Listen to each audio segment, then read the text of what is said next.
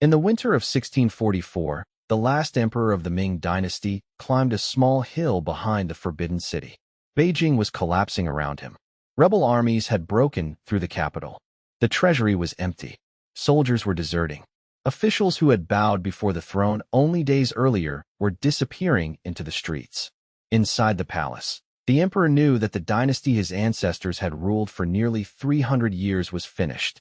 According to later accounts, he cut his imperial robe, covered his face, and wrote a final message in blood. He blamed himself for the ruin of the realm. Then, beneath a tree on Coal Hill, the ruler of the most powerful state in East Asia took his own life. But the death of an emperor did not end the story. Beyond the Great Wall, Manchu armies were waiting. Inside China, rebels believed they had won. Ming loyalists still controlled entire provinces. Generals changed sides. Cities opened their gates, then closed them again. Millions of ordinary people had no idea who would rule them when the fighting stopped. Within weeks, a new dynasty entered Beijing. Within decades, it controlled an empire larger than the Ming had ever ruled. And within 3 centuries, that empire too would collapse.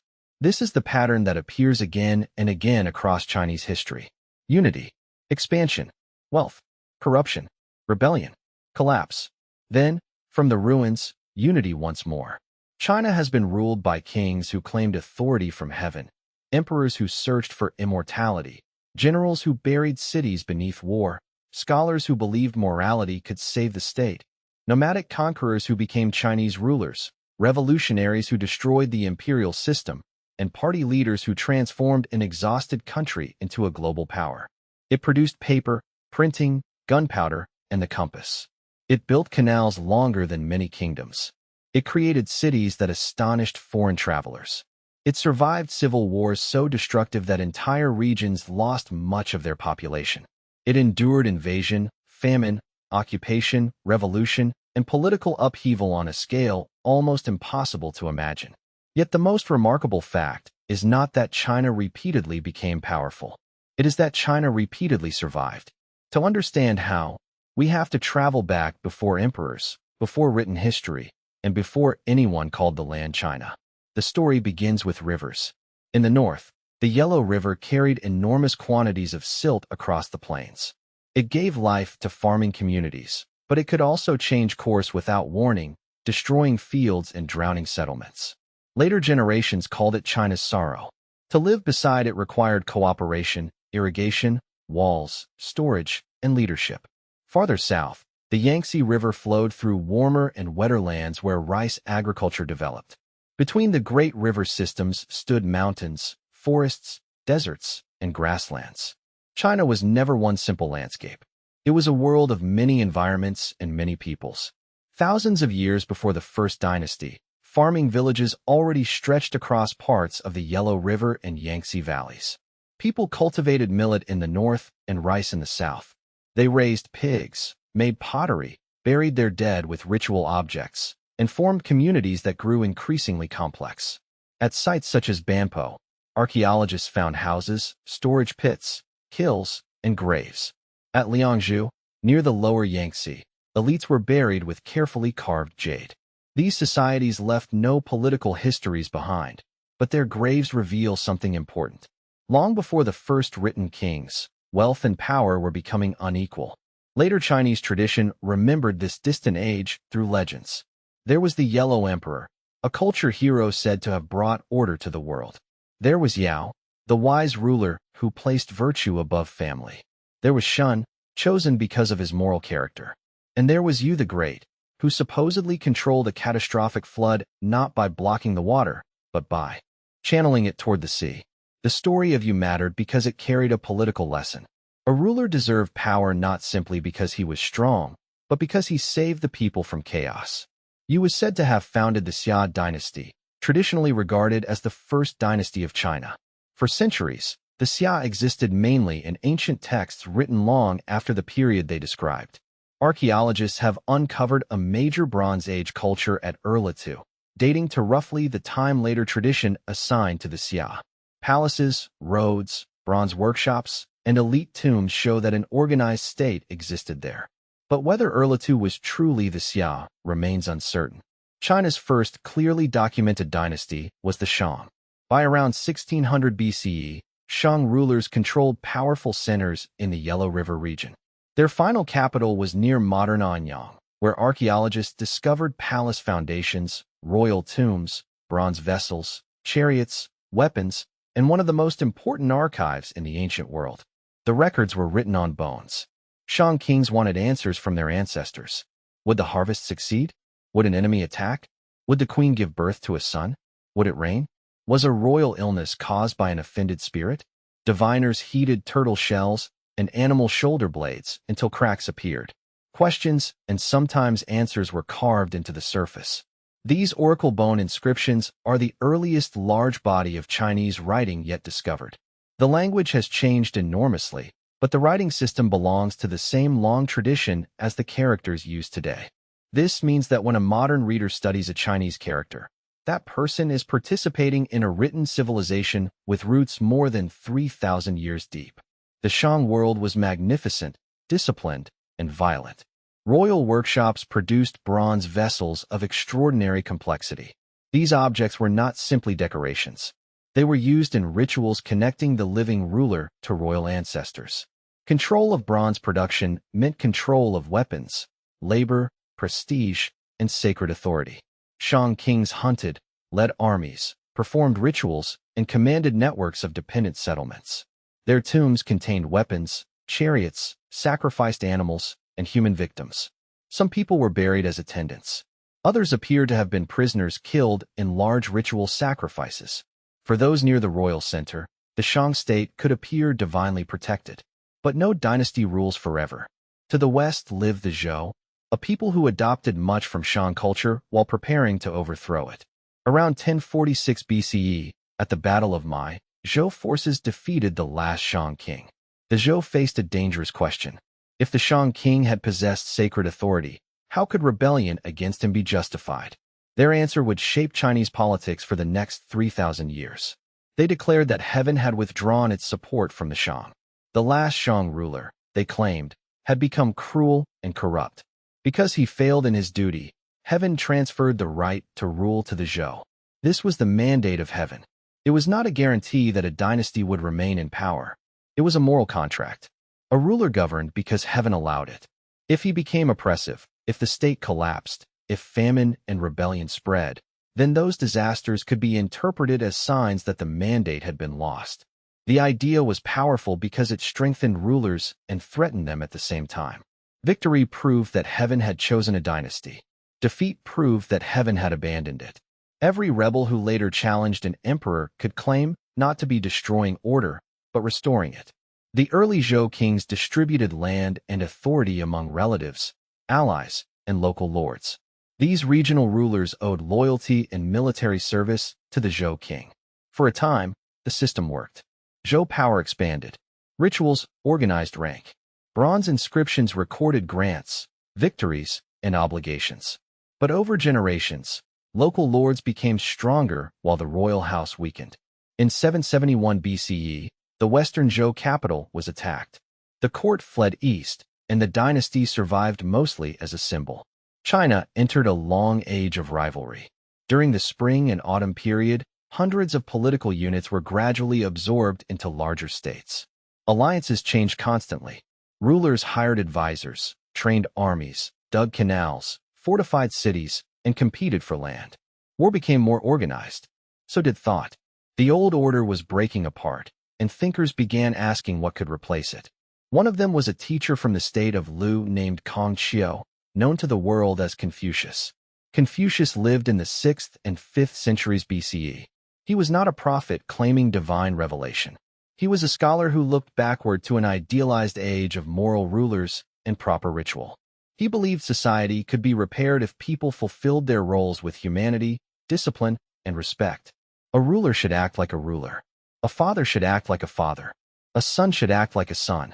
Government should begin with moral example. If a ruler governed through virtue, Confucius taught, people would follow without constant punishment. His own political career was limited. He died without seeing his ideas transform China. But his students preserved his sayings, and later dynasties would turn Confucian learning into the intellectual foundation of the state. Other thinkers disagreed.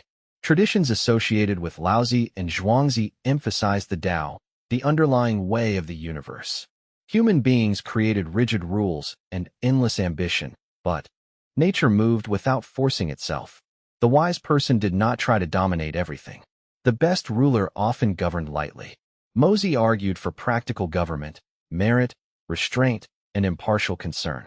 He condemned expensive rituals and aggressive war. Legalist thinkers reached a darker conclusion. People, they argued, were driven less by virtue than by reward and punishment. A state could not depend on the goodness of rulers or subjects. It needed clear laws, strict discipline, centralized authority, and an administration that obeyed the throne. As the political struggle intensified, legalism offered rulers what moral philosophy could not guarantee: power. By the 5th century BCE, the age of competing states had become the warring states period. Warfare expanded in scale. Aristocratic chariot combat gave way to mass infantry armies. Crossbows spread. Cavalry became more important. States counted households, registered land, collected taxes, and mobilized peasants by the hundreds of thousands. 7 major kingdoms dominated the struggle: Qin, Chu, Qi, Yin, Han, Zhao, and Wei. Among them, Qin stood on the western frontier. For generations, Eastern elites regarded Qin as rough and culturally inferior. But Qin had advantages. Its territory was defensible. Its rulers welcomed talented outsiders. And in the 4th century BCE, the reformer Shang imposed policies that transformed society. Hereditary privilege was weakened. Military achievement was rewarded. Families were registered. Agriculture was encouraged. Laws were strict. Collective responsibility made neighbors answerable for one another. The state gained direct control over people and land. Qin became a machine built for conquest. Its opponents still possessed wealth, armies, and great traditions. But they often fought one another instead of uniting against the greater threat. One by one, Qin destroyed them. In 221 BCE, the king of Qin completed the conquest of the rival states. For the first time, a single ruler claimed authority over the core lands of the Chinese world. He did not call himself king. He created a new title: Qin Shi Huang, the first emperor of Qin. He believed he had founded a political order that would last 10,000 generations. It lasted 15 years. But in those 15 years, he changed China forever. The first emperor abolished the independent kingdoms and divided the empire into administrative districts governed by appointed officials. He standardized weights, measures, coinage, and forms of writing. Roads radiated from the capital. Axle widths were regulated so vehicles could travel in the same ruts. Fortifications in the north were linked and expanded, creating early foundations of what later generations would call the Great Wall. The empire was not merely united by conquest. It was forced into uniformity. Qin authority reached into daily life. Laborers built roads, palaces, walls, and the emperor's enormous tomb complex. Punishments were severe. Taxes and military service weighed heavily on the population. Later histories accused the Qin court of burning books and burying scholars. The details were shaped by hostile writers under the next dynasty, but the Qin state unquestionably attempted to control ideas and eliminate political opposition. The first emperor trusted no one. He traveled through the empire inspecting his conquests. Stone inscriptions proclaimed that he had brought peace to the world. He sent expeditions in search of islands where immortals supposedly lived. He consumed substances believed to extend life. Some of those substances contained mercury. The man who wanted to defeat death may have poisoned himself trying. He died in 210 BCE while traveling far from the capital. His advisors concealed the death for a time, carrying the body in the imperial carriage as summer heat took its toll. Carts of fish were reportedly placed nearby to hide the smell. Back at court, conspirators manipulated the succession. The emperor's capable eldest son was ordered to commit suicide. A weaker son took the throne. Rebellions erupted almost immediately. The Qing Dynasty had built the strongest state China had ever seen. But it had demanded so much obedience that when fear weakened, loyalty did not remain. Peasants rebelled. Generals defected. Former nobles tried to restore their kingdoms. The empire broke apart almost as quickly as it had been created. Yet the Qin idea survived the Qing Dynasty. No serious ruler after it would permanently return China to a loose collection of feudal states. The empire might fragment, but reunification would remain the political ideal. The first emperor also left behind a silent army. Near his tomb at modern Xi'an, thousands of life-size terracotta soldiers stood underground in battle formation. Infantrymen, archers, officers, horses, and chariots guarded a ruler who had spent his life preparing for enemies. The figures were hidden for more than 2,000 years. Above them, dynasties rose and vanished. And the next dynasty would prove that an empire could be both centralized and durable. Out of the Qin collapse emerged two men who represented two very different kinds of power. Xiang Yu was an aristocratic warrior, physically imposing, fearless in battle, and determined to restore the old kingdoms. Liu Bang was born a peasant. He had served as a minor local official, possessed little formal education, and understood how to attract people more talented than himself. Xiang Yu won spectacular victories. Liu Bang won the war. In 202 BCE, after years of struggle, Liu Bang founded the Han Dynasty and became Emperor Gaozu. The former peasant now sat at the center of the empire. The Han rulers inherited the Qin system, but softened some of its harshest features. They reduced certain taxes and labor demands, restored stability, and gradually combined centralized administration with Confucian ideals. This mixture became one of the great formulas of Chinese government. Legalist methods operated the state. Confucian language justified it. Officials enforced law, collected taxes, managed granaries, and commanded labor. At the same time, the emperor was presented as a moral father responsible for harmony between heaven, earth, and humanity. The early Han court faced a formidable enemy in the north. The Xiongnu were a powerful confederation of mounted peoples on the steppe. Their cavalry could move faster than Han armies, strike across the frontier, and disappear before a response arrived. In the early years, Han rulers often relied on treaties, gifts, and marriage alliances to keep the peace. That changed under Emperor Wu, who came to the throne in 141 BCE. Wu Di was ambitious, energetic, and willing to spend lives and treasure on expansion. Han armies pushed into Central Asia, the South, Korea, and what is now northern Vietnam. Campaigns against the Xiongnu opened routes far beyond China's old frontiers. A diplomat named Zhang Qian played a crucial role. Sent west to find allies, he was captured by the Xiongnu, escaped after years of captivity, crossed mountains and deserts, and reached lands the Han court knew only through rumor.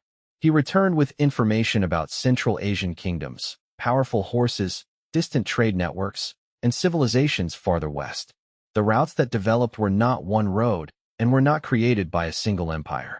They were chains of markets, caravan paths, oasis towns, and political connections stretching across Eurasia. Much later, historians would call them the Silk Road. Silk traveled west. Horses, glass, precious stones, new foods, artistic styles, religions, and ideas moved east. Goods could pass through many hands without a Chinese merchant ever reaching Rome or a Roman merchant ever seeing Chang'an. Han China became one end of a vast exchange system. But expansion was expensive. The state imposed monopolies on salt and iron, raised revenue, and increased control over the economy. Court debates asked whether government monopolies protected the empire or burdened the people. This argument between state control and private activity would return repeatedly in Chinese history. The Han Age also shaped the institutions of scholarship. Confucian classics gained official status. Education became a route toward government service. Recommendations still mattered more than a fully developed examination system, but the idea that officials should be chosen for learning and ability grew stronger. One of the greatest Han historians was Sima Qian. His father had begun a vast history of the known world. Sima Qian continued it. Then he defended a defeated general whom the emperor had condemned. For speaking honestly, he was sentenced to castration or death. He chose humiliation and survived. He explained that he endured the punishment because his historical work mattered more than his personal honor. The result was the Records of the Grand Historian, a masterpiece that preserved the lives of emperors, generals, rebels, assassins, merchants, philosophers, and ordinary people. Sima Qian did more than record facts. He asked why powerful men failed, why dynasties rose, and how character shaped destiny. Chinese historians after him would continue to judge rulers by the consequences of their choices. The Han period also saw major advances in astronomy, medicine, mathematics, engineering, and manufacturing. Paper was improved during the Eastern Han, making writing cheaper than silk and more practical than heavy bamboo strips. Seismological instruments were developed. Iron tools and agricultural techniques spread. Population grew. Yet beneath imperial prosperity, powerful families accumulated land. Peasants fell into debt. Court factions fought for influence. Empresses' relatives, officials, and palace eunuchs competed to control weak emperors. In the year 9 CE, an official named Wang Mang seized the throne and founded his own short-lived dynasty. He presented himself as a Confucian reformer restoring ancient justice. He attempted to change landholding, currency, slavery, and government institutions. Some reforms were idealistic. Others were confusing or impossible to enforce. Floods and social disorder deepened the crisis. Rebellion destroyed his regime, and the Han Dynasty was restored in 25 CE. But the restored Eastern Han never fully escaped the forces pulling it apart. The court moved east to Luoyang. Wealthy estates expanded. Frontier pressures continued. Eunuchs gained influence inside the palace because emperors used them against powerful families. Officials who condemned them were dismissed, imprisoned, or killed. Then came religious rebellion. In 184 CE, followers of a healing movement known as the Way of Great Peace rose across the empire. They wore yellow cloth around their heads and proclaimed that the blue heaven was dead and a yellow heaven would rise. The Yellow Turban Rebellion was suppressed, but the effort destroyed what remained of central control. The court authorized regional commanders to raise armies. Those commanders became warlords. Once they possessed soldiers, land, and tax revenue, they had little reason to obey the emperor. The Han Dynasty ended in 220. China entered the Age of the Three Kingdoms. The northern kingdom of Wei, the southwestern kingdom of Shu, and the southeastern kingdom of Wu fought for supremacy. Later legend transformed this period into an epic world of brilliant strategists, sworn brothers, betrayal, and heroic last stands. Cao Cao, the ruler who laid the foundations of Wei, became one of history's most debated figures. Later fiction often portrayed him as a calculating villain, but he was also a capable commander, poet, administrator, and survivor of chaos. Liu Bei claimed connection to the Han royal family and presented himself as a defender of legitimacy. His advisor Zhuge Liang became the model of the loyal and ingenious strategist. At the Battle of Red Cliffs around 208, forces allied against Cao Cao stopped his southern advance along the Yangtze. Fire ships, disease, geography, and strategy shattered the possibility of immediate reunification. The battle became legendary, but the Three Kingdoms did not last. Wei absorbed Shu. Then the Sima family seized power from Wei and founded the Qin Dynasty. In 280, Qin conquered Wu and briefly reunited China. The victory concealed a fatal weakness. Members of the imperial family soon fought one another in the War of the Eight Princes. The conflict devastated the state and opened the north to rival peoples who had settled within or along the empire's frontiers. In the early 4th century, northern capitals fell. The Qin court fled south. For nearly 3 centuries, China remained divided between northern and southern regimes. Older histories sometimes describe the northern conquerors as outsiders who simply destroyed Chinese civilization. The reality was more complex. Xiongnu, Xinbei, Jie, Di, Chang, and other groups founded states, fought one another, adopted Chinese institutions, maintained their own traditions, intermarried, and created new political cultures. Northern rulers needed Chinese administrators. Chinese elites adapted to non-Han courts. Identities changed across generations. In the south, refugee aristocrats established courts centered around the lower Yangtze. The region developed economically as migration brought labor, farming techniques, and political influence. Lands that had once stood at the edge of ancient Chinese power became central to China's future. This long period of division was violent, but it was also creative. Buddhism spread on an enormous scale. The religion had entered China through trade routes during the Han period, but in an age of collapse, its teachings gained new power. Buddhism offered explanations for suffering, cycles of rebirth, karma, compassion, and salvation. Monasteries became centers of learning, art, wealth, and charity. Translating Buddhist ideas into Chinese was difficult. Foreign concepts had no exact equivalents. Monks and scholars created new vocabulary. Indian, Central Asian, and Chinese traditions blended. Cave temples at Dunhuang, Yungang, and Longmen filled with statues and paintings. Pilgrims traveled west seeking authentic scriptures. One of the most famous, Faxian, left China in the early 5th century and crossed deserts and mountains to reach India. Buddhism did not erase Confucianism or Taoism. The three traditions competed, borrowed, and adapted. A Chinese official might follow Confucian ethics in public life, consult Taoist practices for health, and support Buddhist rituals for deceased family members. Meanwhile, northern states continued the difficult work of building power. The Northern Wei Dynasty, founded by the Tuoba Xianbei, unified much of northern China in the 5th century. Its rulers adopted Chinese-style institutions, promoted Buddhism, moved the capital to Luoyang, and changed customs, language, clothing, and surnames in an effort to integrate elites. But integration created resistance among those who feared losing their identity and privileges. The dynasty split. More wars followed.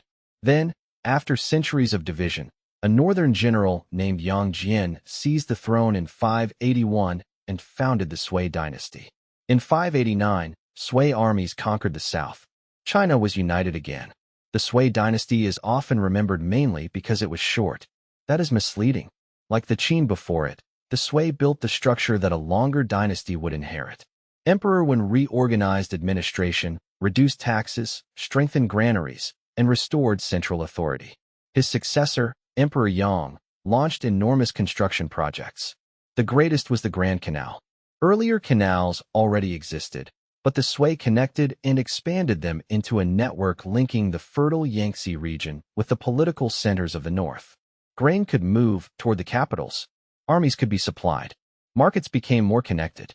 The canal changed the economic geography of China. It also consumed vast labor. Emperor Yang rebuilt cities, traveled in magnificent processions, and launched repeated invasions of the Korean kingdom of Goguryeo. The campaigns failed at terrible cost. Floods, taxes, forced labor, and military disaster pushed the population toward rebellion. In 618, the Sui collapsed. Once again, an empire that seemed overwhelmingly strong had exhausted the people who sustained it. A frontier aristocratic family, the Li, seized the capital and founded the Tang Dynasty. The Tang would become one of the most celebrated periods in Chinese history. But its rise began with a family struggle.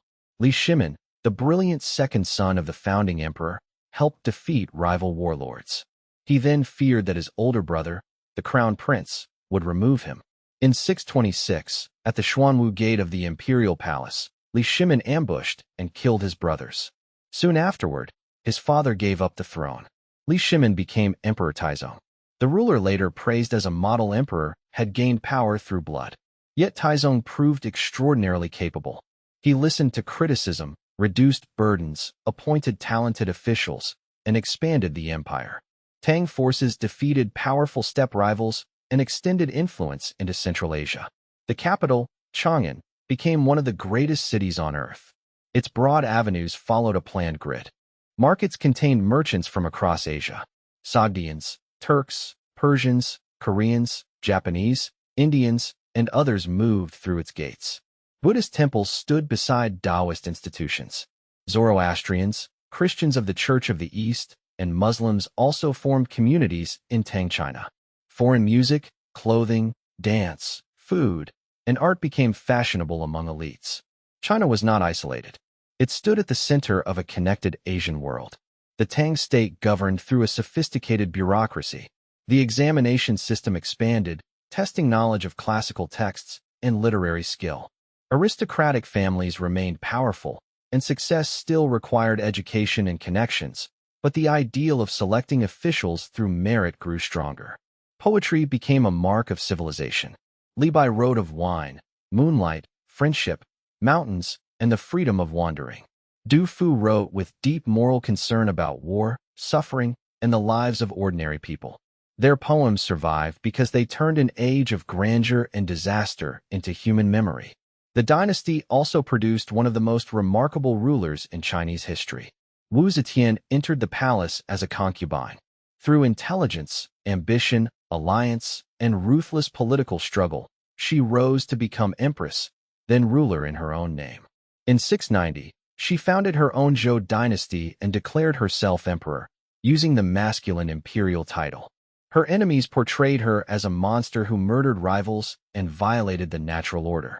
Some accusations may have been exaggerated by later Confucian historians who rejected female rule. But Wu unquestionably destroyed opponents and used secret police. She also promoted officials through examinations, supported Buddhism, and governed an expanding state. After her removal, the Tang dynasty was restored. For a time, prosperity continued under Emperor Xuanzong. His long reign opened with competent government and cultural brilliance. Then the court changed. The emperor withdrew from administration and became devoted to his favored consort, Yang Guifei. Powerful ministers fought around them. On the frontiers, military governors commanded large professional armies. One of those generals was in Lushan. In 755, he rebelled. His forces captured Luoyang and Chang'an. The emperor fled toward the southwest. Along the road, imperial troops blamed Yang Guifei and her relatives for the disaster. They demanded her death. The emperor surrendered the woman he loved. She was strangled and left behind while the dynasty continued its retreat. The rebellion lasted nearly 8 years. Tang forces eventually survived with help from allies, including the Uyghur Khaganate. But the cost was catastrophic. Tax records collapsed. Cities were destroyed. Populations fled. Regional commanders gained permanent military power. The Tang dynasty continued for more than a century. The old Tang greatness did not. After the Lushan rebellion, the emperor still issued commands, but provincial military governors increasingly acted like independent rulers. The tax system shifted. Eunuchs gained control over palace armies and imperial succession. Court factions destroyed one another while local powers slipped away. Religious institutions also became targets. Buddhist monasteries owned land, accumulated wealth, and removed men from tax and labor registers. In the 9th century, the state launched a major persecution. Thousands of monasteries and temples were closed or destroyed. Monks and nuns were forced back into ordinary life. Buddhism survived, but never again held exactly the same political position it had enjoyed during the height of the Tang. Rebellion returned. In the 870s, the rebel leader Huang Chao led armies across China and captured Chang'an. His forces were eventually defeated, but the dynasty had been hollowed out. In 907, the last Tang emperor was removed. Northern China entered the 5 dynasties period, when military regimes replaced one another rapidly. In the south, a series of smaller kingdoms flourished. The map looked divided again, but the economic balance of China was changing. The south had grown richer. Rice cultivation expanded. Trade increased. Cities grew. Coastal and river networks connected producers and consumers. Political division did not stop economic development. In 960, a general named Zhao Kuangyin was acclaimed emperor by his troops. According to tradition, they placed a yellow imperial robe over his shoulders and demanded that he take the throne. He became Emperor Taizu, founder of the Shang Dynasty. Taizu understood the danger of powerful generals because he was one of them. He persuaded leading commanders to retire, brought armies under central control, and strengthened civilian government. The Song reunited much of China, but not all of the territories once held by the Tang. To the north stood powerful states founded by non-Han peoples, the Khitan Liao, the Tangut Western Xia, and later the Jurchen Jin. Song emperors often paid silver and silk to maintain peace. Later critics saw these payments as humiliating. But peace allowed the Song economy to flourish on a scale that made the dynasty extraordinary. Cities expanded. Markets operated day and night. Merchants moved goods through rivers, canals, roads, and coastal shipping routes. Paper money appeared. Banking and credit became more sophisticated. Iron production reached enormous levels. Tea, ceramics, silk, books, and metal goods circulated across the empire and overseas. Kaifeng, the northern Song capital, was a crowded commercial city unlike the tightly controlled ward system of Tang Chang'an. Restaurants, theaters, markets, shops, and entertainment districts filled its streets. Hangzhou, capital of the later Southern Song, became even more famous for wealth and beauty. This was an age of invention and diffusion. Woodblock printing had existed earlier, but it expanded dramatically. Books became cheaper and more available. The civil service examinations grew in importance, creating a scholar official elite whose status depended increasingly on education. Movable type was developed, though the enormous number of Chinese characters limited its immediate advantage over woodblocks. Gunpowder moved from alchemical experiments into military use.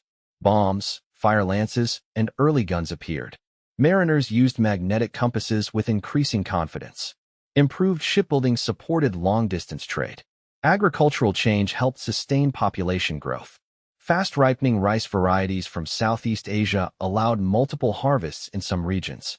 New crops, irrigation, and intensive farming increased output. The Song era also transformed Chinese philosophy. Thinkers later called Neo-Confucians attempted to answer the challenge of Buddhism and Taoism while restoring Confucian thought. Zhu Xi systematized a vision of moral cultivation, cosmic principle, disciplined study, and social order.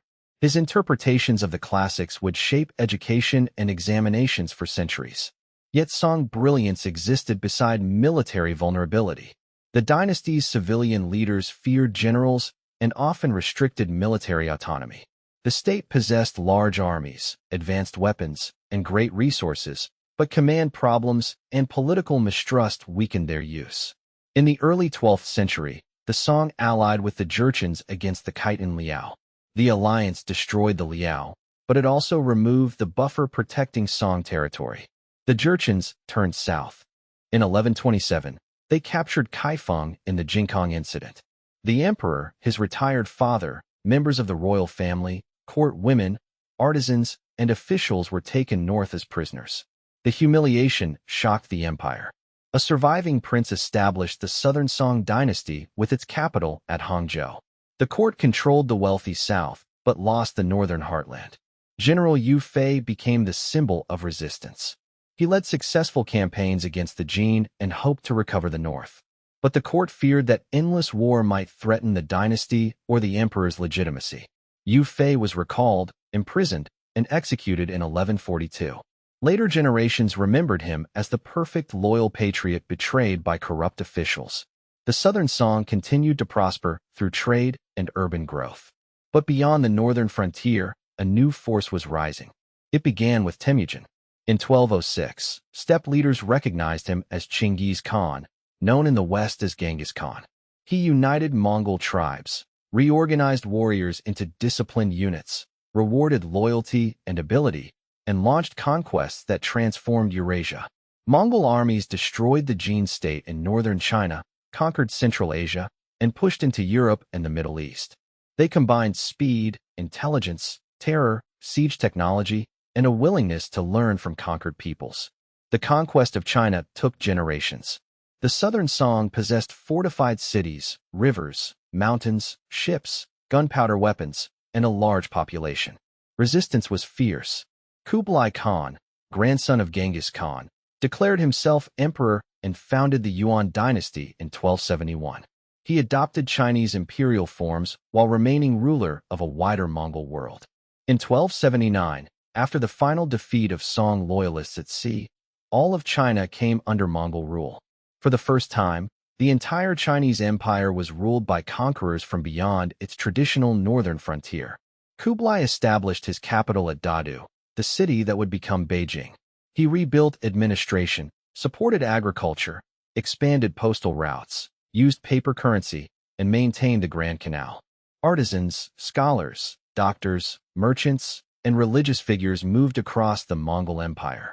The Yuan court included Mongols, Central Asians, Muslims, Tibetans, Chinese, and others. Tibetan Buddhism received strong imperial support. International trade expanded. Envoys and travelers crossed distances that had once seemed impossible. The Venetian merchant Marco Polo later claimed to have served Kublai Khan and described the wealth of Yuan China. Some historians debate details of his account, but there is no doubt that the Mongol era connected China to a vast Eurasian network. That connection carried opportunity. It may also have helped carry disease. The Great Plague that devastated much of Eurasia in the 14th century moved through the interconnected Mongol world, though the exact pathways and impact within China remain subjects of debate. Mongol rule created resentment. Society was ranked in categories that favored Mongols and certain non-Chinese groups. Many Chinese scholars found their old routes to office restricted. Taxes and labor burdens fell heavily on communities. Natural disasters and inflation weakened confidence in the dynasty. Floods along the Yellow River became especially dangerous. The government mobilized large numbers of workers to repair dikes and waterways. Among them, secret religious movements and rebel networks spread. The Red Turban Rebellion erupted in the 1350s. One rebel was a desperately poor peasant named Zhu Yuanzhang. His childhood had been brutal. Famine and disease killed members of his family. He entered a Buddhist monastery because he had nowhere else to go. The monastery itself lacked food, forcing him to wander and beg. Then rebellion gave him another path.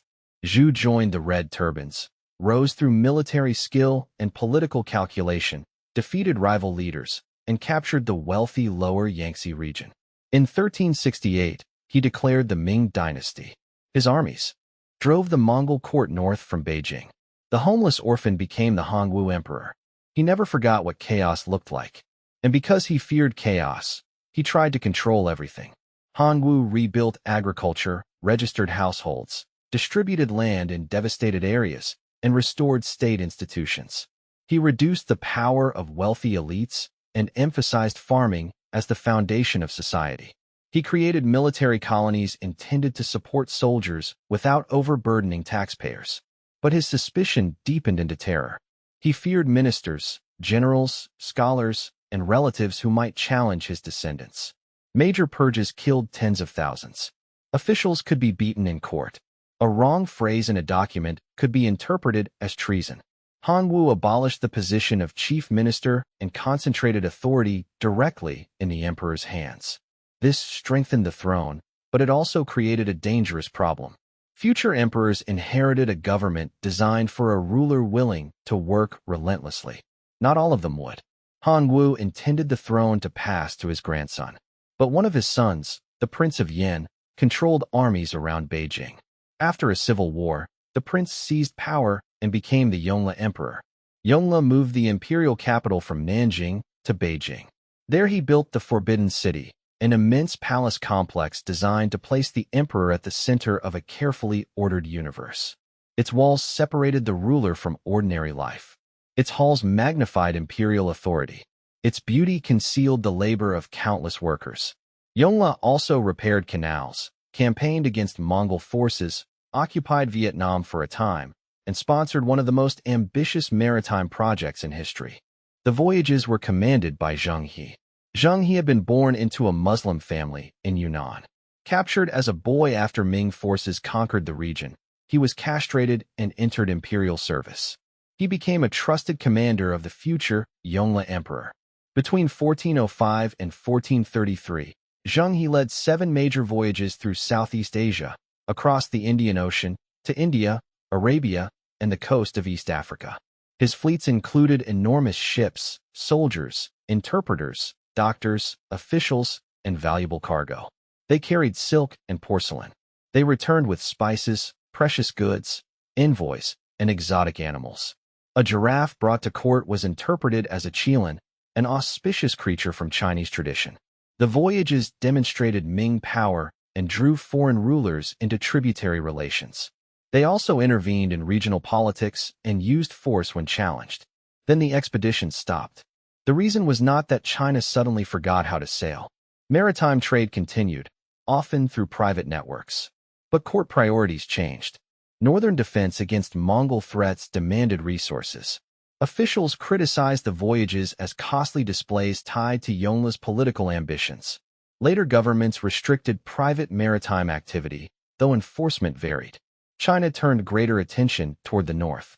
In 1449, the Zhengtang Emperor personally joined a campaign against the Oirat Mongols. The expedition became a disaster. At Tumu, the imperial army was destroyed and the emperor captured. Beijing did not surrender. Officials placed the emperor's brother on the throne and defended the capital. The captured emperor was eventually released, returned, and later reclaimed power in a palace coup. The episode revealed both the vulnerability and resilience of the Ming state.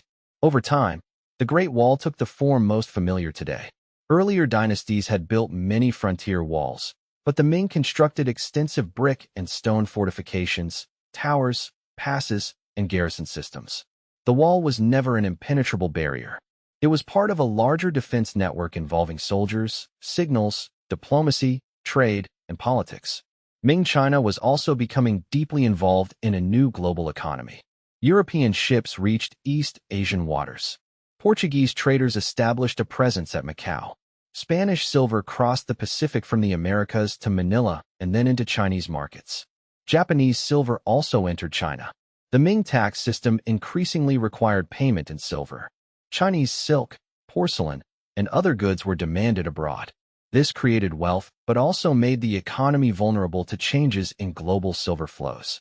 Jesuit missionaries entered China and presented themselves not simply as priests, but as scholars skilled in astronomy, mathematics, map-making, and calendar science.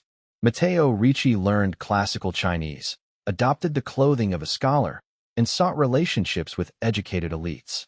The encounter did not move in only one direction. Europeans learned about Chinese philosophy, government, manufacturing, and geography. Chinese scholars examined foreign scientific knowledge while debating its meaning. The Ming period produced famous novels, painting, drama, ceramics, philosophy, and commercial culture. Literacy expanded. Publishing flourished. Merchant families gained influence even though official ideology ranked merchants below farmers. But the dynasty's foundations were weakening.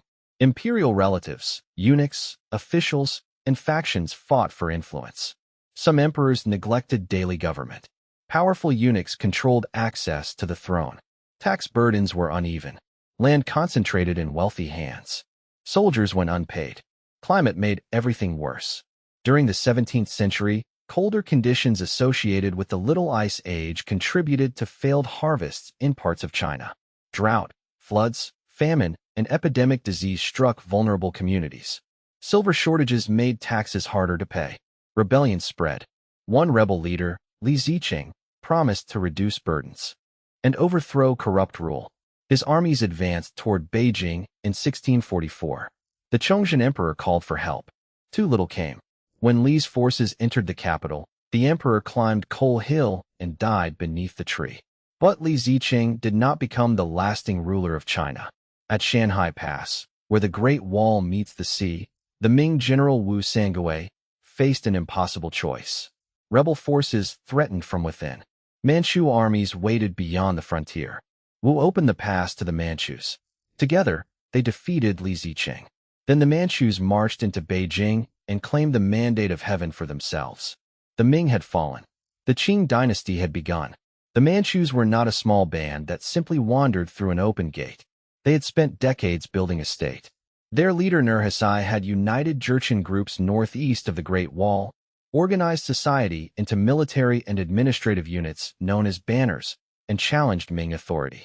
His son Hong Taiji renamed the people Manchu and declared a new dynasty, the Qing.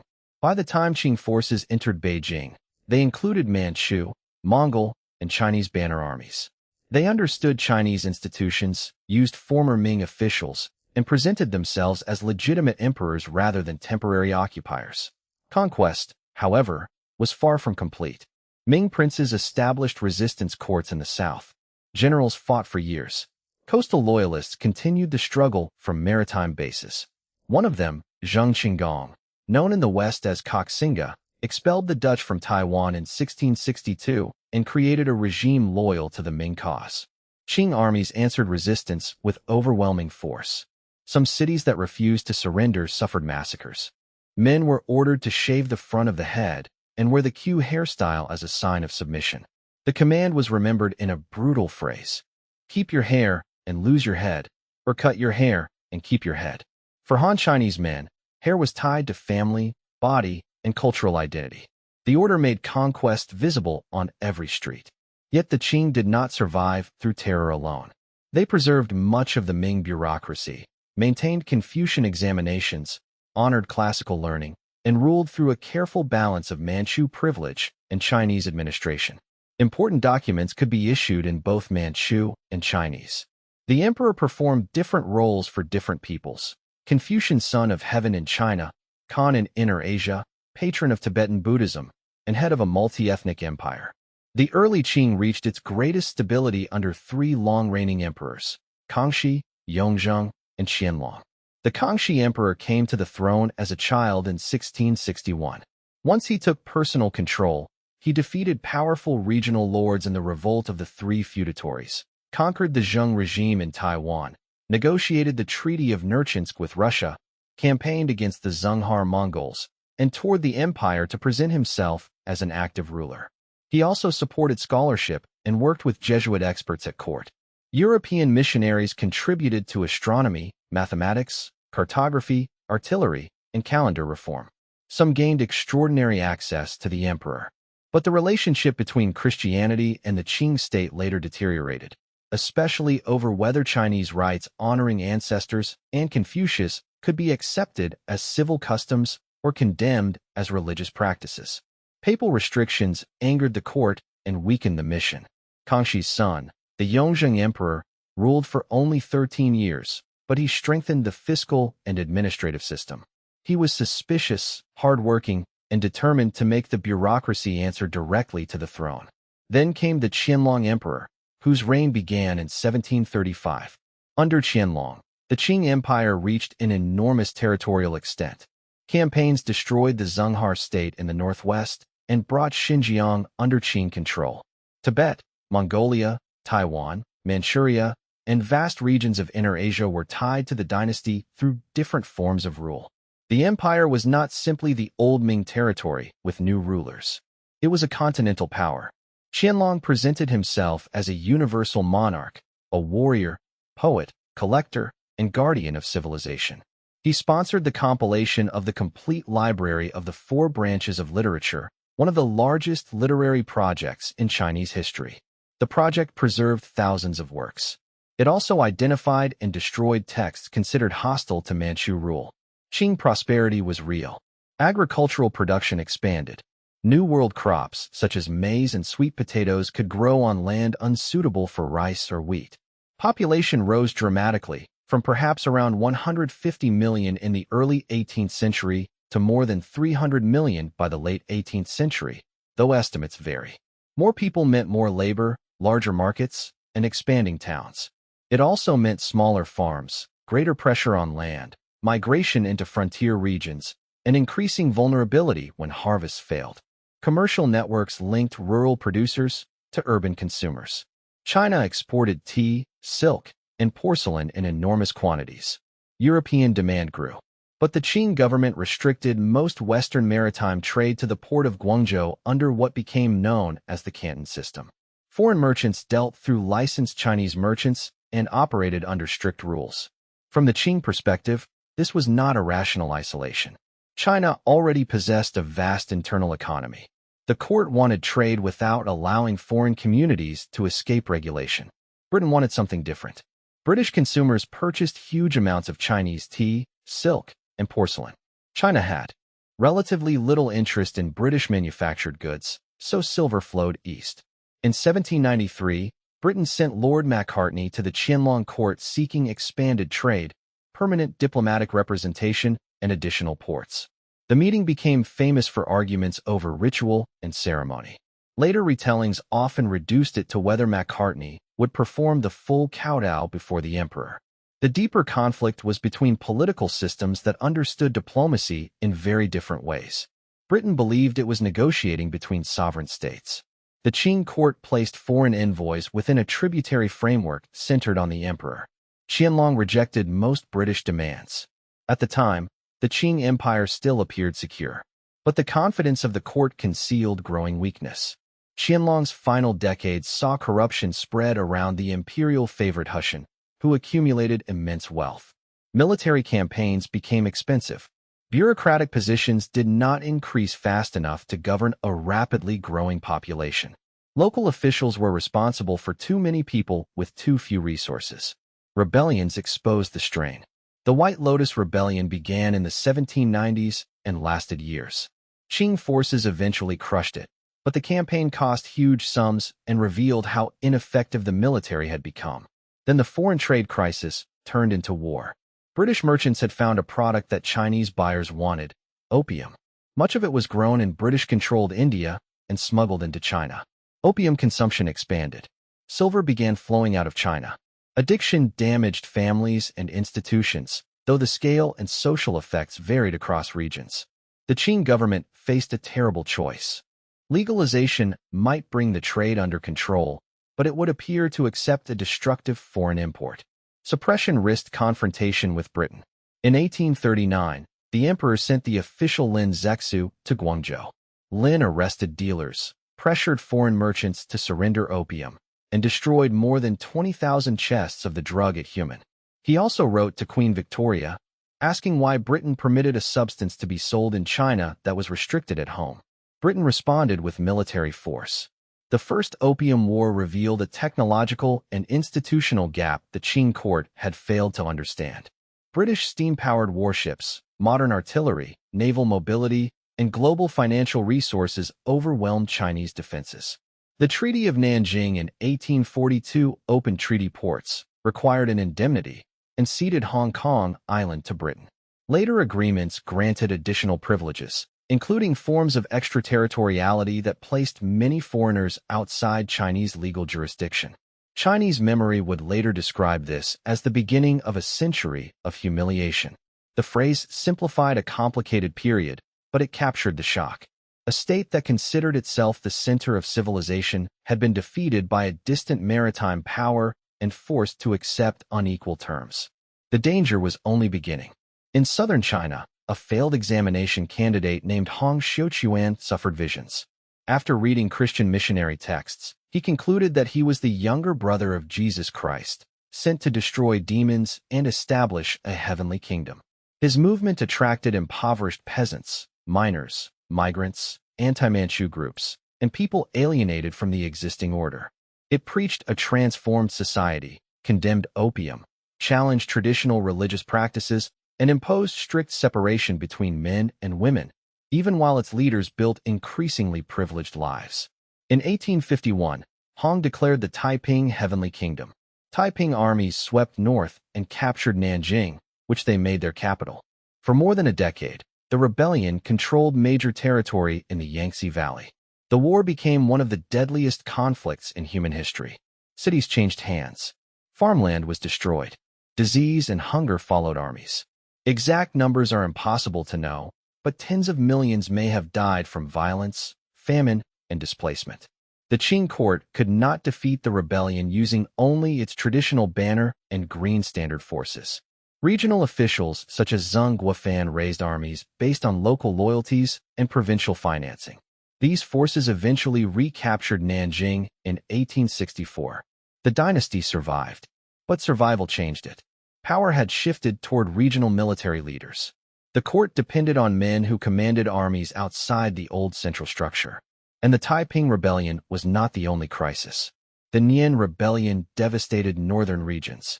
Muslim rebellions and ethnic conflicts tore through parts of the northwest and southwest.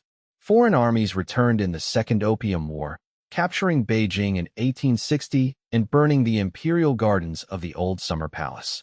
China was attacked from outside while disintegrating within. Some officials concluded that the empire had to learn from the West. The self-strengthening movement attempted to build modern arsenals, shipyards, schools, translation bureaus, and industries. Reformers used a phrase that captured their goal: Chinese learning for the foundation, Western learning for practical use. They wanted foreign weapons without surrendering the moral and political core of the empire. Progress came, but unevenly. Regional projects competed. Corruption drained funds. Modern ships could be purchased more quickly than modern institutions could be built. Officials disagreed over how much change was safe. Japan moved faster. For centuries, Chinese states had seen Japan as a neighboring civilization deeply influenced by Chinese culture. After the Meiji Restoration of 1868, Japan rapidly centralized, industrialized, modernized its military, and studied Western institutions. China and Japan competed for influence in Korea. War began in 1894. Many Qing officials expected China's greater size to prevail.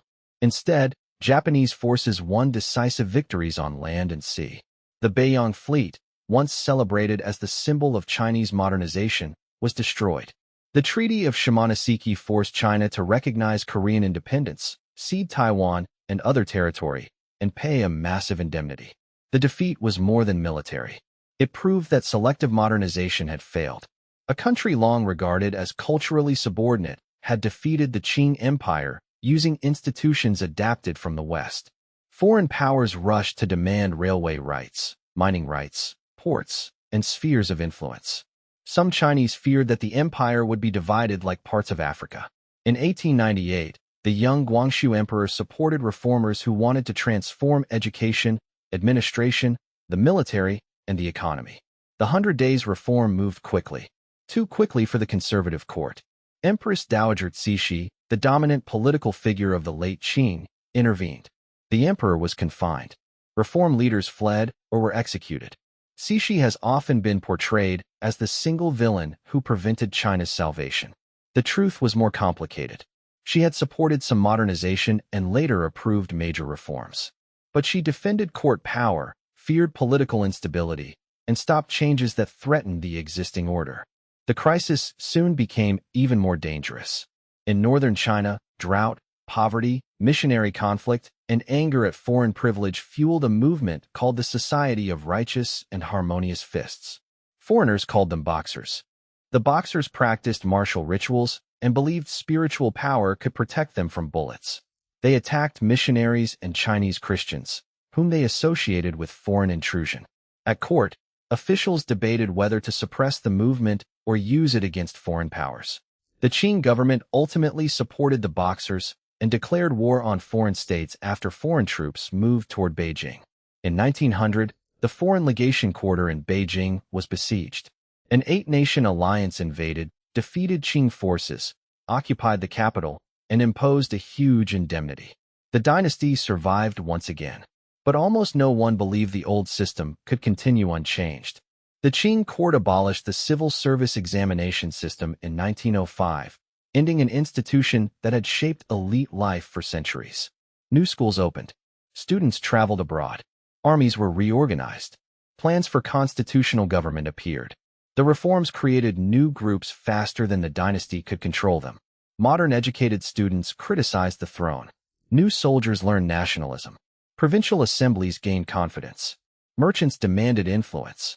Revolutionaries built secret networks. Among the most famous was Sun Yat-sen. Sun had grown up partly in Hawaii, studied Western medicine, embraced Republican nationalism, and spent years raising money among overseas Chinese communities. He argued that China needed nationalism, democracy, and the people's livelihood. For much of his revolutionary career, Sun was outside China, organizing failed uprisings and searching for support. Then a local military revolt changed everything. On October 10, 1911, revolutionary networks within the new army rose in Wuchang. The uprising was not perfectly planned. An accidental bomb explosion had exposed conspirators, forcing them to act before they were ready. But the revolt succeeded. Province after province declared independence from the Qing court. Sun Yat-sen returned and was chosen provisional president of a new republic. Yet the revolutionaries lacked the military strength to defeat the Qing's most powerful commander, Yuan Shikai. A bargain was made. The child Emperor Puyi abdicated in 1912. More than 2,000 years of imperial rule came to an end. Sun stepped aside, and Yuan Shikai became president. China was now a republic, but it was not yet a united country. The new republic inherited the borders, debts, armies, foreign pressures, and internal divisions of the empire it had replaced. It did not inherit a stable political system. Yuan Shikai was a skilled military and political operator. He had helped force the Qing abdication, but he did not intend to share power with elected politicians. When parliamentary government threatened his authority, he dissolved institutions, suppressed opponents, and concentrated power in his own hands. In 1915, Yuan made a disastrous decision. He declared himself emperor. The restoration pleased almost no one. Republicans saw betrayal. Provincial commanders feared stronger central control. Even many traditionalists doubted the legitimacy of a new imperial house created by ambition. Rebellion forced Yuan to abandon the throne after only a few months. He died in 1916. Without him, the central state fragmented. China entered the warlord era. Military leaders controlled provinces, cities, railway lines, and tax systems. Alliances changed quickly. Governments in Beijing claimed national authority, but often depended on whichever army occupied the capital. Some warlords built schools and industries. Others looted the regions they ruled. Most maintained power through soldiers whose salaries were uncertain and whose loyalty could be purchased. Ordinary people paid the price. Taxes were collected repeatedly by competing authorities. Armies took grain and animals. Bandits expanded. Floods and famine struck communities with little protection. Foreign powers continued to control treaty ports and economic privileges. Yet the political disorder also opened an intellectual revolution. A new generation blamed China's weakness not only on foreign imperialism or corrupt rulers, but on deeper traditions. Writers attacked arranged marriage, patriarchal family authority, classical education, and blind obedience. They promoted science, democracy, women's rights, and writing in the spoken language rather than the difficult classical style. Then, in 1919, a diplomatic decision ignited a national movement. China had joined the Allied side during the First World War, hoping that Germany's former privileges in Shandong would be returned. Instead, the Versailles settlement transferred them to Japan. On May 4th, students gathered in Beijing to protest. The demonstrations spread. Merchants closed shops. Workers went on strike.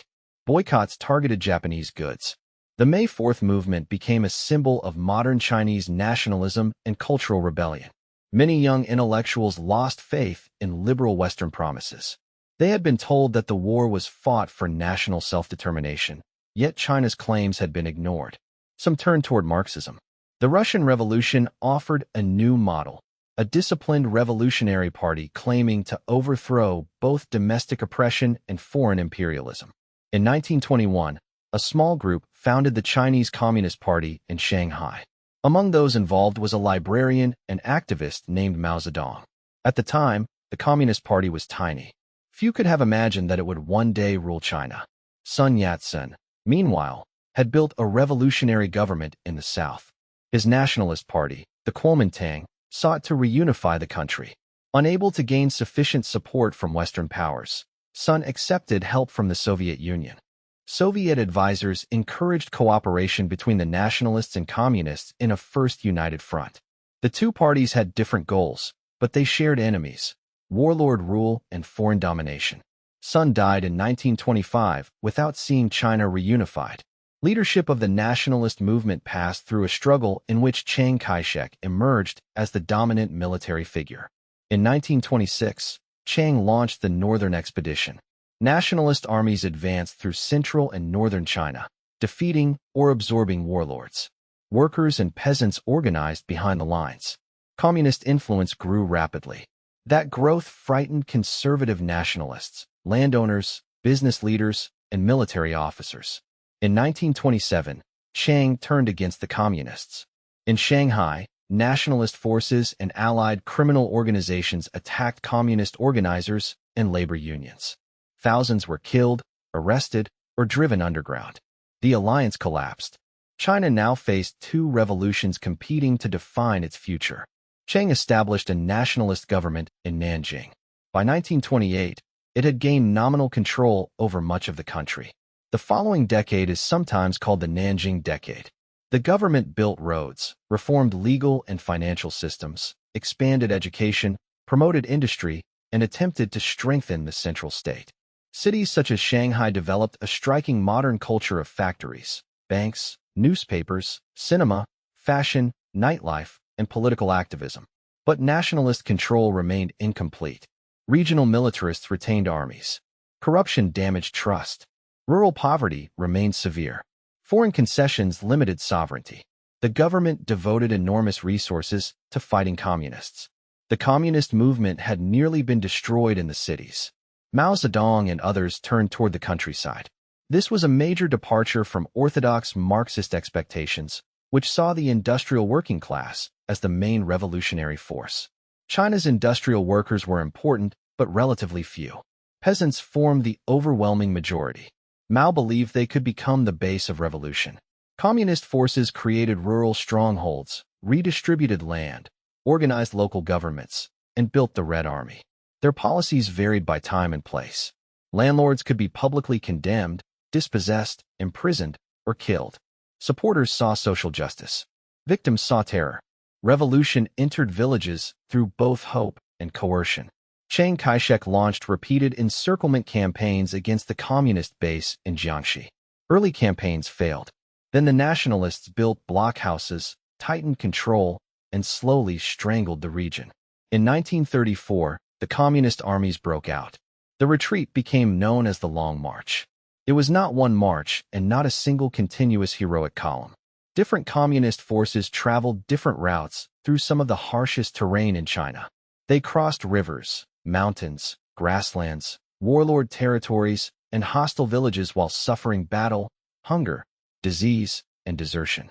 Of the tens of thousands who began with the main force, only a fraction reached the northwestern base around Yan'an. The Long March was a military retreat. The Communist Party later transformed it into a founding legend. During the march, Mao strengthened his leadership. Survival itself became proof of revolutionary destiny. But while nationalists and communists fought each other, Japan was expanding. In 1931, Japanese officers used an explosion near a railway line in Manchuria as a pretext for occupation. The Japanese army rapidly seized the region and created the puppet state of Manchukuo. They placed Puyi, the last Qing emperor, at its head. The child once removed from the Forbidden City now sat on another throne, but real power belonged to Japan. The League of Nations condemned the occupation but could not reverse it. Japan withdrew from the organization. Many Chinese demanded that Chiang stop fighting communists and resist Japan. Chiang argued that internal unity had to come first. In 1936, one of his own commanders detained him in the Xi'an incident and pressured him to form a united front with the communists. The agreement was fragile. Then full-scale war arrived.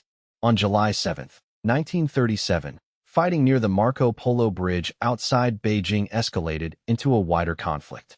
Japanese armies captured major cities and pushed into the Chinese interior. Shanghai became the site of a brutal battle lasting months. The nationalist government committed some of its best divisions, hoping fierce resistance would win international support. The city fell. Japanese forces advanced toward Nanjing. What followed was one of the darkest events in modern Asian history. After capturing the capital in December 1937, Japanese troops carried out mass killings, rape, looting, and destruction. Prisoners of war and civilians were murdered in large numbers. Women and girls were assaulted across the city. Estimates of the dead vary, but the scale of the atrocity is beyond serious dispute.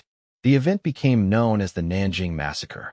It left wounds that continue to shape memory and relations between China and Japan. The nationalist government retreated inland, eventually making Chongqing its wartime capital. Japanese aircraft bombed the city repeatedly. The government survived in caves, tunnels, and damaged buildings while trying to hold together a vast country under invasion. To slow Japanese forces in 1938, nationalist authorities deliberately broke the dikes of the Yellow River near Huayuankou. The flood disrupted the Japanese advance. It also drowned or displaced enormous numbers of Chinese civilians. The decision revealed the terrible logic of total war. The government sacrificed its own land and people to deny them to the enemy. Japan captured much of China's coast, railways, and major urban centers, but it could not force complete surrender. The conflict became a war of occupation, resistance, collaboration, and survival. Nationalist armies carried most of the large conventional fighting. Communist forces expanded guerrilla operations behind Japanese lines and built political influence in rural areas. Both sides claimed leadership of national resistance while preparing for the struggle that would follow Japan's defeat. War changed everyday life. Universities moved thousands of miles inland. Factories were dismantled and rebuilt in the interior. Refugees crowded roads and riverboats. Families were separated. Food prices soared. Disease spread. People lived between Japanese occupation, collaborationist governments, nationalist conscription, communist organization, banditry, and local defense forces. China had been fighting Japan for years before the attack on Pearl Harbor brought the United States fully into the Second World War. After 1941, China became one of the Allied powers. American aid arrived through dangerous routes. Pilots flew supplies over the Himalayas. Chinese troops fought in Burma. Chiang Kai-shek attended international conferences as the leader of a major Allied state. But the war weakened his government. Inflation destroyed salaries and savings. Corruption spread. Forced conscription alienated rural families. Officials often appeared more concerned with surviving politically than reforming the country. The communists used the yen and years to build a disciplined movement. They promoted land and rent reform, literacy, political education, and an image of personal sacrifice. They also enforced ideological conformity. During the Yan'an rectification movement, members were pressured to confess errors, study party doctrine, and accept Mao's authority. The party was learning not only how to resist, it was learning how to rule. Japan surrendered in August 1945 after the atomic bombings of Hiroshima and Nagasaki and the Soviet entry into the war against Japan. Across China, people celebrated. They had endured 8 years of full-scale war and even longer conflict in Manchuria. But peace did not come. Nationalists and communists rushed to take control of territories abandoned by Japan. The United States transported nationalist troops to key cities. Soviet forces in Manchuria allowed the communists access to weapons and territory before withdrawing, though the relationship was complicated and often cautious. Negotiations failed. Civil war resumed. At first, the nationalist government held the major cities, a larger army, international recognition, and superior equipment. Communist forces were strongest in the countryside. Then the balance changed. Nationalist inflation became catastrophic. Paper money lost value so quickly that wages could disappear before they were spent. Officials and commanders were accused of corruption. Soldiers suffered poor morale.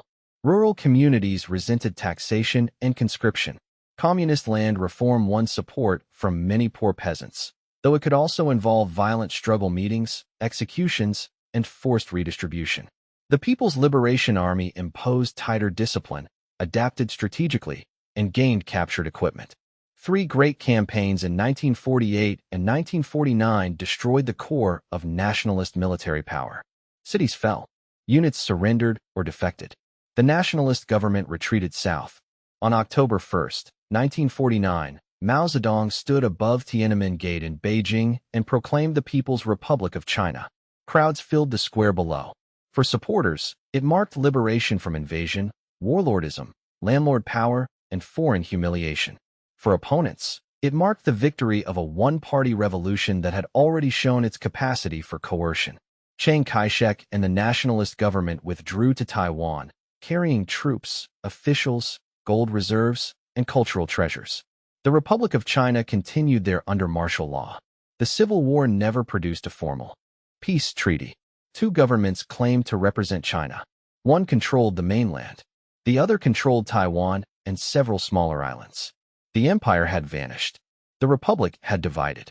A new revolutionary state now faced the task that had destroyed so many rulers before it. It had to turn military victory into durable order. The People's Republic inherited a country exhausted by decades of war. Railways had been damaged. Industry was concentrated in a few regions. Inflation had destroyed confidence in currency. Millions of refugees and soldiers had to be absorbed. Disease, illiteracy, hunger, and rural inequality remained widespread. The new government moved quickly. It stabilized prices, restored transport, expanded administration, and extended party control into cities and villages. Communist victory did not simply replace one cabinet with another. It attempted to transform society from the ground up. Land reform redistributed property in the countryside. Work teams entered villages, classified households, organized meetings, and encouraged peasants to denounce landlords. Land and tools were divided among poorer families. For many villagers, this was the first time the old rural hierarchy appeared breakable. For those labeled landlords, it could mean humiliation, imprisonment, violence, or execution. The revolution announced itself in local communities through both redistribution and fear. The marriage law of 1950 challenged arranged marriage, concubinage, child betrothal, and the authority of families to force women into unwanted unions. Women gained formal rights to divorce and property. Implementation was uneven, especially in rural areas, but the state declared that family life was now a political question. The party also launched campaigns against former nationalist officials, alleged counter-revolutionaries, religious organizations, business corruption, and political dissent. People were encouraged to accuse others and examine themselves. The language of class struggle entered workplaces, schools, and homes. Then the new state went to war.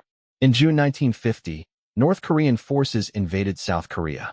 United Nations forces led by the United States intervened and pushed north toward the Chinese border. Mao and other Chinese leaders feared that a hostile army on the Yalu River would threaten the revolution. In October, Chinese forces entered Korea under the name People's Volunteers. They crossed mostly at night and achieved surprise. United Nations forces were driven back from the border. The war settled into a brutal struggle around the 38th parallel. Chinese soldiers fought in extreme cold with limited supplies and heavy casualties. The conflict ended in an armistice in 1953, not a peace treaty. For the People's Republic, the war had enormous meaning. China had confronted the United States only a year after the revolution and had not been defeated. The government presented this as proof that the age of foreign powers pushing China aside was over. The cost was isolation from much of the Western world and deeper dependence on the Soviet Union. With Soviet assistance, China began rapid industrialization. The first five-year plan concentrated on steel, coal, machinery, electricity, and state-owned heavy industry. Soviet engineers and technical models helped build factories and train specialists. Private businesses were gradually brought under state control. Farmers were encouraged, then pressured, into cooperatives. By the mid-1950s, much of the urban economy and organized agriculture had been socialized. Production increased in important sectors. Public health campaigns expanded vaccination, sanitation, and basic medical care. Literacy drives reached millions. Life expectancy improved over time from the extremely low levels of the war-torn era. But political space narrowed. In 1956, Mao encouraged intellectuals to speak through the slogan, "Let 100 flowers bloom, let 100 schools of thought contend." Some scholars, students, and officials cautiously criticized bureaucracy, party privilege, censorship, and abuse of power. The criticism became sharper than leaders expected. In 1957, the anti-rightist campaign struck back. Hundreds of thousands were labeled rightists. Many lost jobs, were sent to labor camps, or carried the stigma for decades. The lesson was clear. The state might invite criticism. It alone would decide when criticism became an enemy. Mao believed China was moving too slowly. He wanted to surpass industrial powers, prevent the growth of a privileged bureaucracy, and unleash revolutionary energy among the masses. In 1958, he launched the Great Leap Forward, transformed China from an agricultural society into an industrial power at unprecedented speed. Rural cooperatives were merged into vast people's communes. Communal dining halls replaced household kitchens in many areas. Private plots disappeared. Officials organized labor for irrigation, steel production, and enormous construction projects. Backyard furnaces appeared across the country. Villagers melted tools, cooking pots, and household metal in an attempt to meet impossible steel targets. Much of what they produced was useless. The deeper disaster unfolded in the fields. Local officials competed to report spectacular harvests. Inflated numbers traveled upward through a political system that punished bad news. The state collected grain based on false claims, leaving communities with too little food. Labor was diverted from agriculture. Farming methods promoted as revolutionary were imposed despite poor results. Environmental campaigns caused damage. Weather problems and the withdrawal of Soviet assistance added pressure, but policy failure was central. Famine spread. People ate leaves, bark, and whatever they could find. Families abandoned homes in search of food. Some local authorities blocked migration or hid deaths. In certain places, desperate crimes and unthinkable acts occurred. The total number of deaths remains debated, but serious scholarship places the catastrophe in the tens of millions. It was one of the deadliest famines in human history, and it was not caused simply by a lack of food. It was caused by a system in which false success was safer to report than truth. By the early 1960s, other leaders, including Liu Shaoqi and Deng Xiaoping, helped restore household incentives, reduce communal controls, and rebuild production. Mao stepped back from some daily administration, but he did not accept the direction of the recovery. He feared that officials were becoming a new ruling class, and that China might follow the Soviet Union toward what he called revisionism. Relations with Moscow deteriorated. The Soviet Union and China, once presented as brothers in socialism, exchanged ideological attacks and later faced armed clashes along their border. Mao turned inward and prepared another upheaval. In 1966, the Cultural Revolution began. Its stated purpose was to destroy old ideas, old culture, old customs, and old habits, while purging capitalist and revisionist elements inside the party. Students formed Red Guard groups and pledged loyalty to Mao. They carried the little red book of his quotations. Mass rallies filled Tiananmen Square. Young people were told that rebellion was justified. Schools closed. Teachers were beaten. Officials were dragged into public struggle sessions. Homes were searched. Books, temples, graves, artworks, and family records were destroyed. People accused neighbors, colleagues, parents, and spouses. Historical figures were attacked as symbols of feudal oppression. Confucius, whose teachings had shaped China for centuries, became a political enemy once again. The movement did not remain under easy control. Red Guard factions fought one another. Weapons were seized. Cities descended into conflict. Production suffered. The army intervened. Millions of urban youths were eventually sent to the countryside to learn from peasants, often spending years in remote areas with limited prospects. The Cultural Revolution affected every level of society, but experiences differed. Some young people remember revolutionary excitement and a sense of breaking privilege. Many more families remember fear, lost education, imprisonment, exile, suicide, torture, or death. Senior leaders fell. Liu Shaoqi, once the president of the People's Republic and Mao's designated successor, was denounced, imprisoned, denied adequate medical care, and died in custody.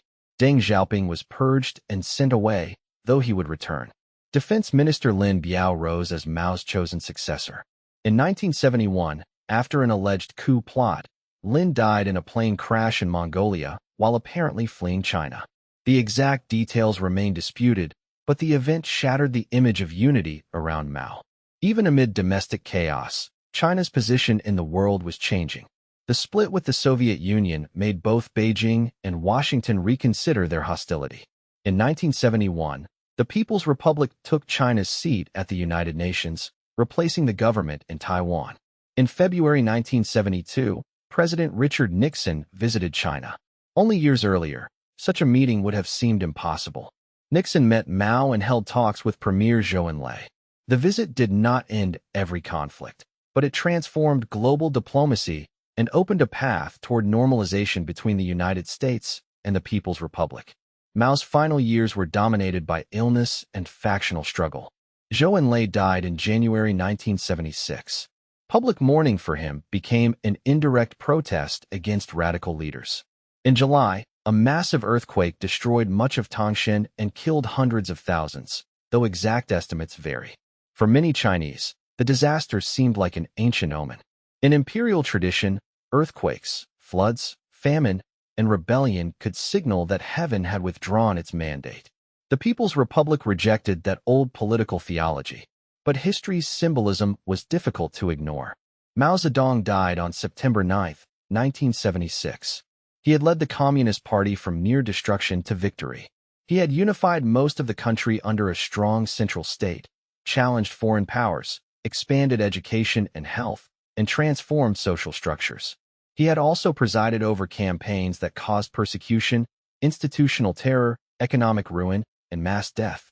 Both realities belong to his legacy. Weeks after Mao's death, the radical group known as the Gang of Four, including his widow Jiang Qing, was arrested. The Cultural Revolution was effectively over. China now faced another turning point. It could continue permanent revolution, or it could attempt something that seemed ideologically dangerous. It could allow people to get rich. The struggle that followed Mao's death was not simply between socialism and capitalism. It was a struggle over how the Communist Party could remain in power after the disasters of permanent mobilization. Deng Xiaoping emerged as the decisive figure. He was not the formal head of state for most of the period in which he dominated China. He did not need to be. His revolutionary record, political skill, and influence over the party and military gave him greater power than many official titles could provide. Deng had survived purges, returned to office, been purged again, and returned once more. He had seen ideology destroy administration. He believed results mattered more than slogans. His most famous sayings captured his style. It did not matter whether a cat was black or white, as long as it caught mice. China should cross the river by feeling the stones. The new direction was cautious, experimental, and revolutionary in its own way. In the countryside, collective farming began to unravel. In Anhui province, villagers facing hunger secretly divided communal land among families and agreed that each household would deliver its required share to the state, but keep the surplus. The experiment worked. Agricultural production rose. The household responsibility system spread across the country. Communes disappeared. Farmers once again made many decisions about labor and output. The change did not restore private land ownership in the old sense. The state and collectives retained formal control over land. But incentives changed dramatically. Township and village enterprises expanded. Rural families entered markets. Food supplies improved. Millions experienced a degree of personal economic choice unknown during the Mao years. China also opened selected areas to foreign investment. Special economic zones were established along the coast. Shenzhen, then a relatively small border town near Hong Kong, became the most famous. Factories, construction sites, migrants, investors, and new businesses transformed it at extraordinary speed. The zones allowed the leadership to test market practices without immediately remaking the entire country. Success could be expanded. Failure could be contained. This was the ancient logic of Chinese statecraft adapted to a new age. Experiment at the frontier, observe the result, then bring what worked toward the center. Universities reopened. Entrance examinations returned. Scientists and students were encouraged to learn from abroad. Private enterprise reappeared in limited forms. Foreign companies arrived to take advantage of lower labor costs and a huge potential market. The effects were uneven. Some people became rich. Others lost the security once promised by collective institutions. Coastal regions advanced faster than the interior. Corruption grew as officials controlled permits, land, credit, and access to opportunity. A generation raised on socialist equality watched new fortunes appear almost overnight. Political reform also entered public discussion. After the Cultural Revolution, walls in Beijing were covered with posters criticizing past abuses. The movement became known as Democracy Wall.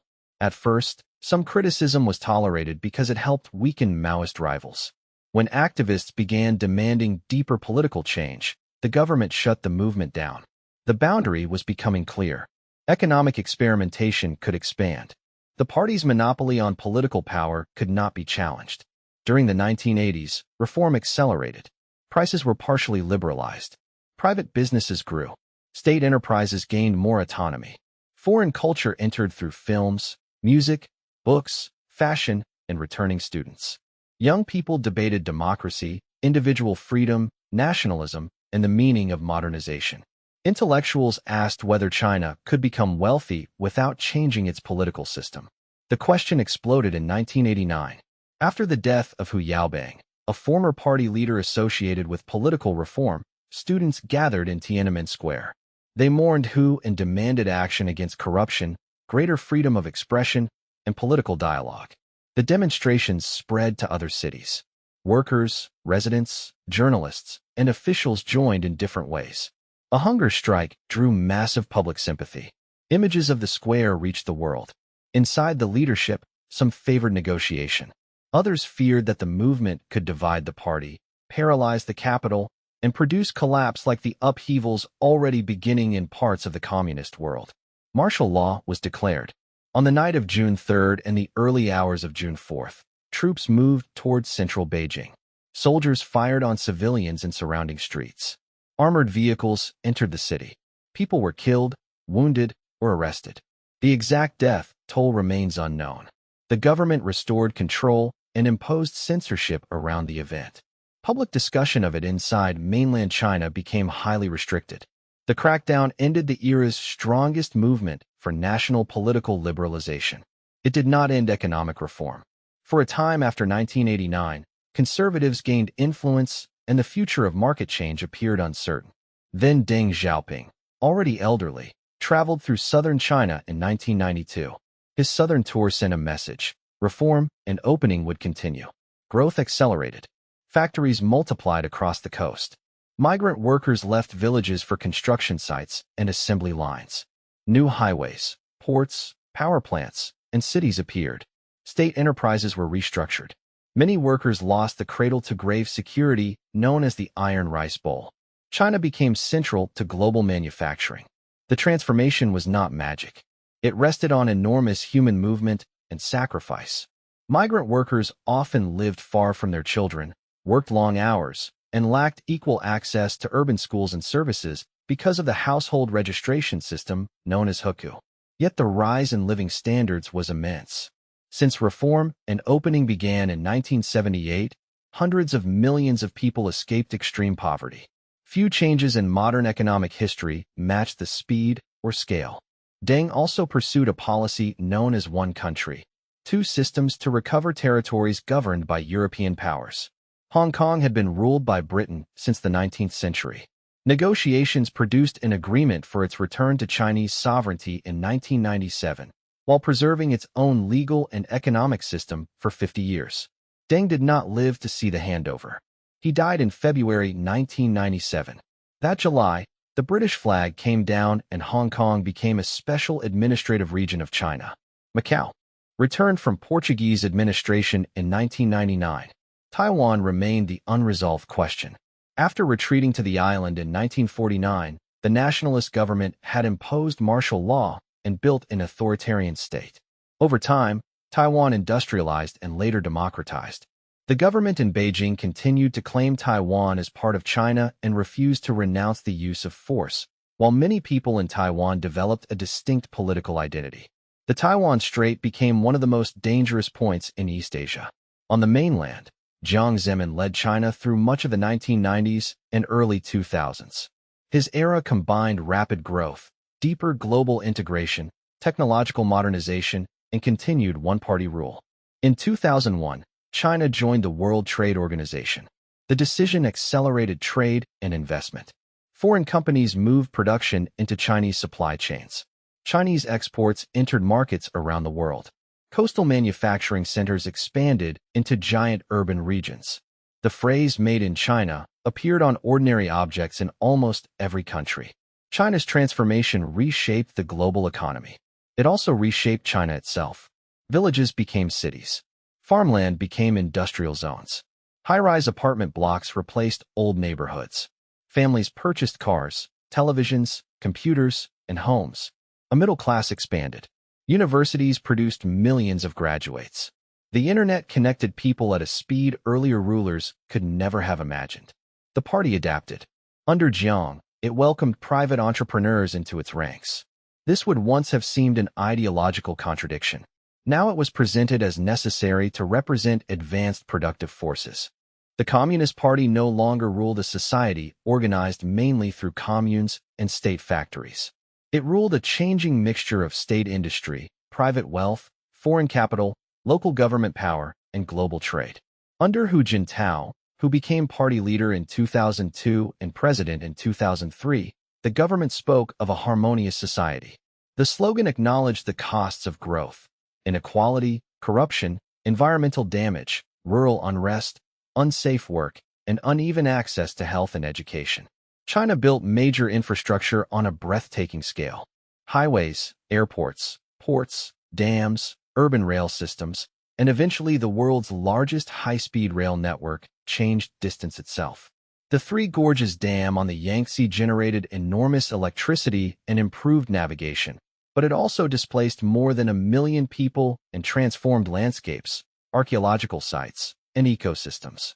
Coal-powered industrialization filled cities with severe air pollution. Rivers and soil were contaminated.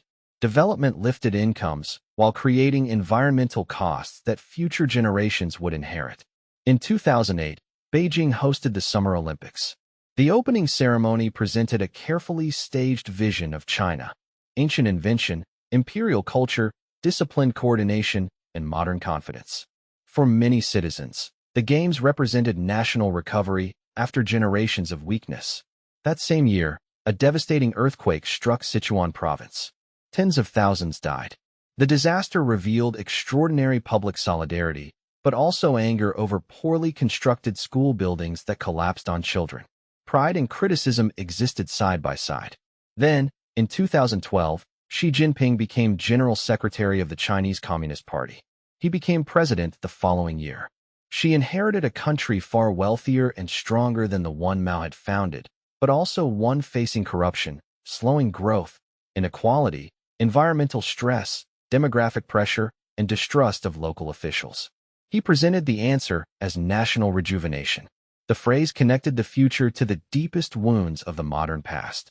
China, Xi argued, was completing a long recovery from foreign domination and internal weakness. His government launched a vast anti-corruption campaign. Officials at every level were investigated, from minor bureaucrats to senior military and party leaders. The campaign punished genuine corruption on a scale many citizens welcomed. It also removed rivals, tightened discipline, and strengthened Xi's personal authority. Power became more centralized around the party leader. Limits on presidential terms were removed in 2018, allowing Xi to remain in the state presidency beyond the pattern followed by his recent predecessors. Party organizations expanded their role in government, business, universities, media, and public life. The message was unmistakable.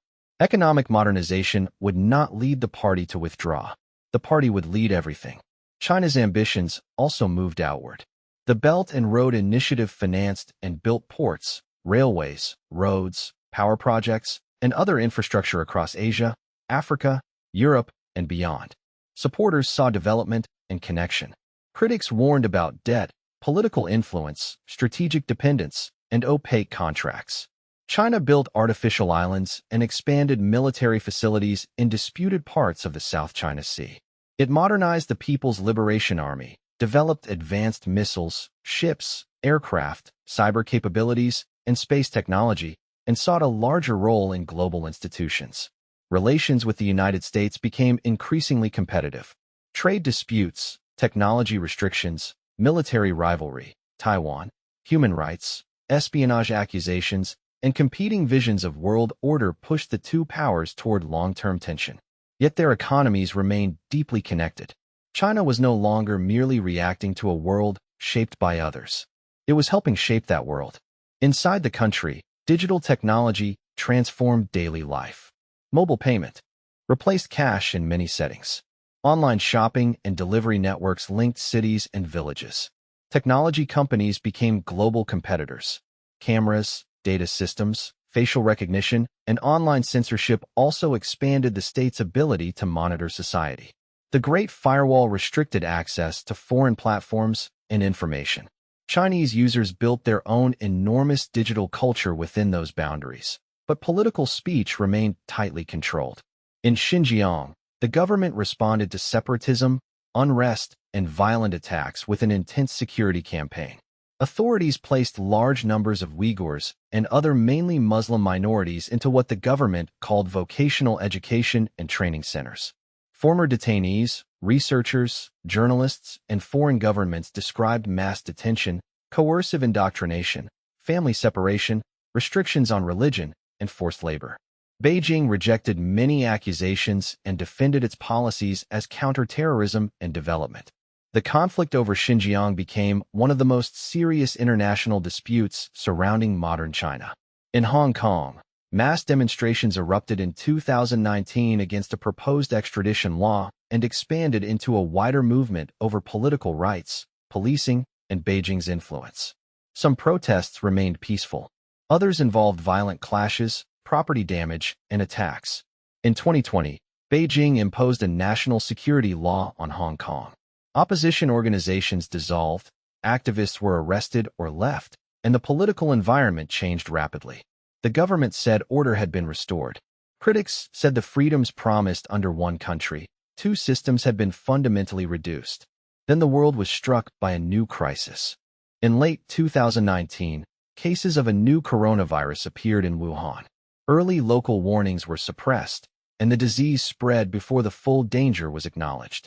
China then imposed an unprecedented lockdown on Wuhan and other areas. For a time, strict controls, mass testing, quarantine, border restrictions, and digital tracking limited outbreaks. The policy became known as Zero COVID. It also imposed heavy costs. Families were separated. Businesses closed. Residents faced sudden lockdowns, food shortages, medical delays, and constant testing. As more transmissible variants spread, maintaining the system became increasingly difficult. In 2022, protests appeared in several cities after years of restrictions. Soon afterward, the government rapidly abandoned Zero COVID. A huge wave of infection followed. The pandemic revealed both the power and limits of the modern Chinese state. It could mobilize resources, restrict movement, build hospitals, and enforce rules across enormous populations. But it could also suppress warnings, punish criticism, and remain trapped by policies that had become politically difficult to reverse. China entered the mid-2020s as a country of striking contradictions. It possessed the world's second-largest economy, vast manufacturing power, advanced technology, nuclear weapons, a major space program, and global diplomatic influence. Its cities contained skylines that would have been unimaginable when reform began. At the same time, growth slowed from earlier extraordinary rates. A property crisis damaged developers, local government finances, and household confidence. Youth employment became a major concern. The population began to decline, shaped by decades of lower birth rates, urban costs, changing family choices, and the long legacy of the one-child policy. That policy had been introduced around 1980 to limit population growth. Enforcement varied, but in many places it involved fines, pressure, forced abortions, or sterilizations. It contributed to smaller families and a serious imbalance between men and women because of son preference and sex-selective practices. The government later allowed 2 children, then 3, and encouraged births. But history could not be reversed by decree. A state that once feared too many children now worried there would be too few workers to support an aging society. The old themes had returned in modern form. How could the center control distant local officials? How could a vast bureaucracy receive truthful information? How could wealth be created without allowing inequality to destroy legitimacy? How could China engage the outside world without becoming vulnerable to it? How could a ruler, an emperor, a president, or a party know when obedience concealed disaster? These questions are not new. The Shang kings asked their ancestors whether the harvest would come. The Zhou claimed heaven judged rulers by their conduct. The first emperor standardized the empire and crushed opposition, only to see his dynasty collapse almost immediately. The Han combined law with moral government. The Tang opened itself to the world, grew magnificent, and then weakened when military power escaped the center. The Song created astonishing prosperity, but could not secure its northern frontier. The Mongols connected Eurasia but struggled to turn conquest into lasting legitimacy. The Ming projected power across the ocean, then died from rebellion, fiscal crisis, climate stress, and political paralysis.